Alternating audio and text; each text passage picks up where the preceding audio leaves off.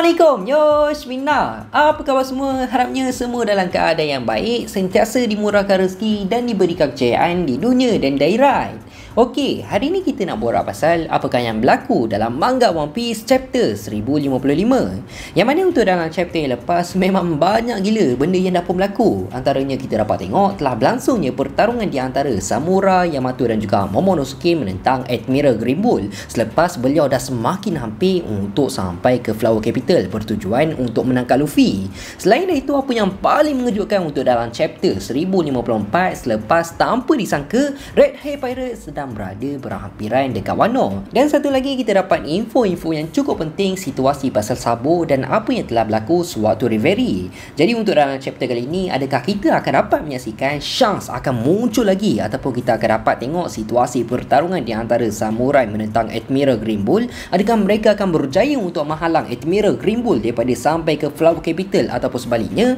Tanpa melengahkan masa, jom kita start sekarang. Chapter 1055 yang bertajuk New Age. Dan sebelum chapter 1055 bermula, Oda ada tunjukkan panel yang berkaitan dengan New Age untuk Uta yang merupakan anak kepada Shanks yang berkemungkinan ada kaitan dengan movie terbaru One Piece, iaitu One Piece Red yang bakal keluar tak lama lagi. Tapi tak apa semua tu, kita just fokus dulu apakah yang sedang berlaku untuk dalam chapter 1055. Okey, chapter 1055 bermula dengan sambungan situasi dekat tempat pertarungan yang mana Momo masih lagi tak membenarkan Yamato untuk masuk campur dalam pertarungan menentang Admiral Green Bull. Tapi malangnya tak lama lepas tu Aramaki pun tak tunggu apalah. Dia terus menyerang Momonosuke yang masih lagi dalam bentuk naga.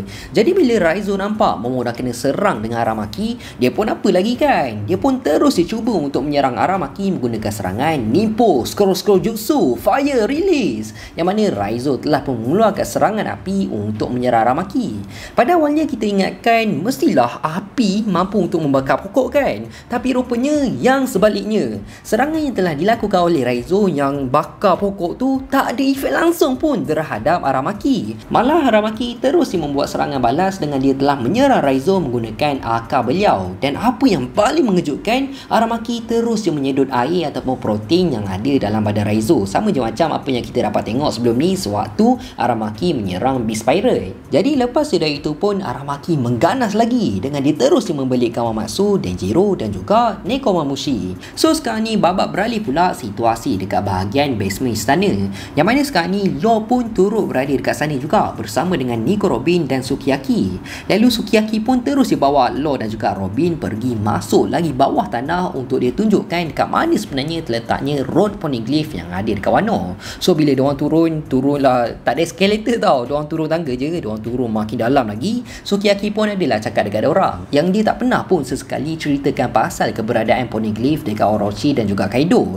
Tapi malangnya disebabkan Jack merupakan fishman, so diorang pun dapatlah jumpa juga poneglyph yang berada dekat bawah dasar lautan Wano. Tapi sampailah satu masa, tiba-tiba kan Robin ternampak macam ada cahaya bila diorang tengah turun tangga tu. Jadi bila Law dengan Robin tengok je apa yang ada di sebalik cahaya tu, secara mengejut tanpa disangka tiba-tiba kelihatan ada sebuah macam kota ataupun bandar Wano yang sedang berada dekat bawah dasar lautan.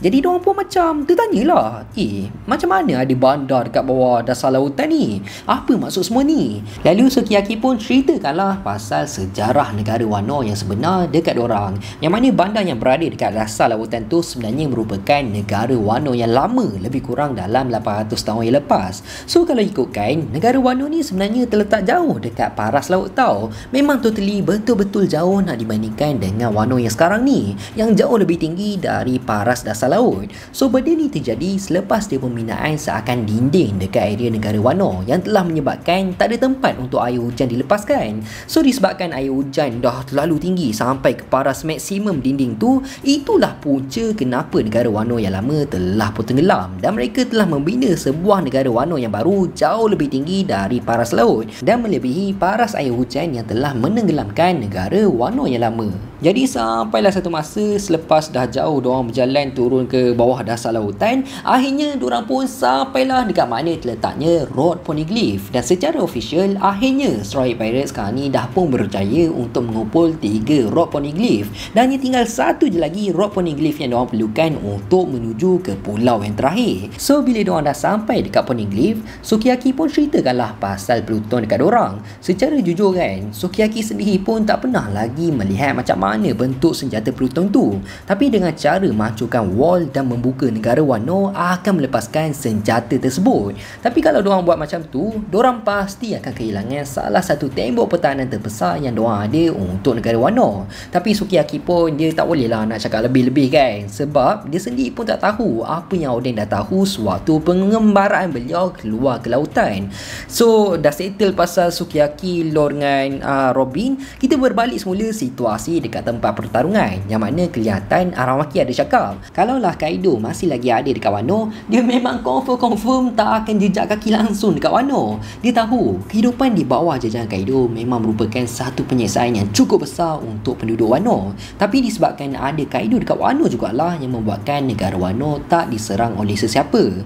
So Aramaki buat apa lagi kan? Dia dalam keadaan yang marah, terus menyuruh mereka semua untuk menyerahkan Luffy dekat dia. Dan kalau diorang buat macam tu, Aramaki terus akan pergi meninggalkan negara Wano. So Yamato pun terus je lah cakap, kalau macam tu, jom kita panggil je Luffy dengan yang lain datang sini. Ajar si tak guna ni, ajar si Aramaki tak guna ni. Dia ingat dia siapa kan? Dia tak tahu ke kekuatan Luffy sekarang ni macam mana? Mau kena bantai je si Aramaki tu kalau berhadapan dengan Luffy. Tapi Momo tetap malang dan berkeras, dia tak terima kalau diorang panggil Luffy dengan yang lain masuk campur untuk berhadapan dengan Aramaki.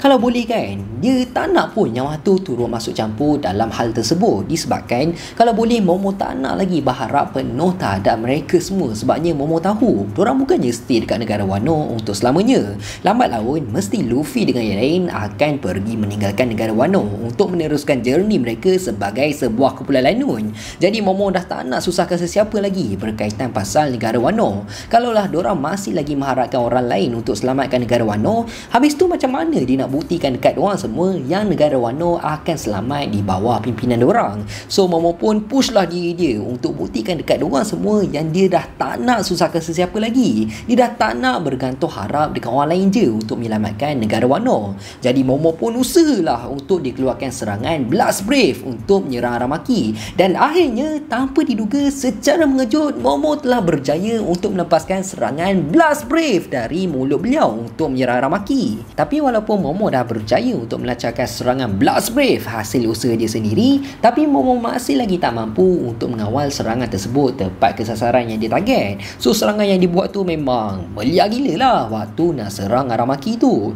Jadi sampailah satu masa selepas dia Momo dah berjaya untuk menyerang Aramaki menggunakan serangan Blast Brave, Aramaki pun nak sambunglah lawan Momo semula kan. Tapi secara tiba-tiba telah terpancarnya satu aura Conqueror Haki yang cukup kuat dapat dirasai oleh Aramaki. Dan rupanya aura Haki tu merupakan aura Haki daripada Shanks yang telah keluar. Dia sendiri lepaskan aura Haki dia tu. Jadi disebabkan Aramaki dah tahu yang Red Hat Pirate pun dah berada betul-betul berhampiran dengan negara Wano, so Aramaki pun terus ambil keputusan untuk pergi meninggalkan negara Wano. Sebabnya dia tak nak ambil risiko kalau terjadinya pertarungan berhadapan dengan Yonko Shanks. Nah, dijadikan cerita dekat sini, kita dapat tengok situasi dekat kapal Red Hat Pirates selepas dia Shanks telah mengeluarkan haki beliau. Salah seorang daripada anggota kru Shanks pun adalah cakap, "Bos, janganlah all out keluarkan haki macam ni. Budak-budak baru kita semua tu dah pengsan tau kena aura haki daripada bos." Lalu Shanks pun cakap lah, sambil kelihatan reaksi Shanks pun dah agak marah. Dia cakap, "Aku takkan cakap korang dari Marines ni penakut ke apa, tapi korang betul-betul takut dengan era yang baru sampai macam ni sekali ke?"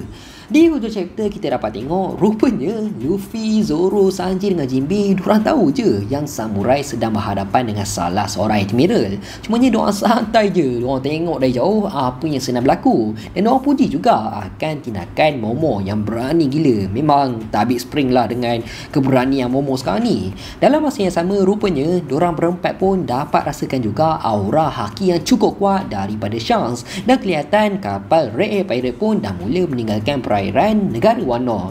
Dan chapter 1055 pun habis macam tu je. Shanks muncul kat sini memang kau-kau saja dia muncul untuk promote filem je aku rasa tau. So dalam chapter kali ni memang dah terbukti lah aura Conqueror Haki daripada Yonko Shanks memang bukan main tau.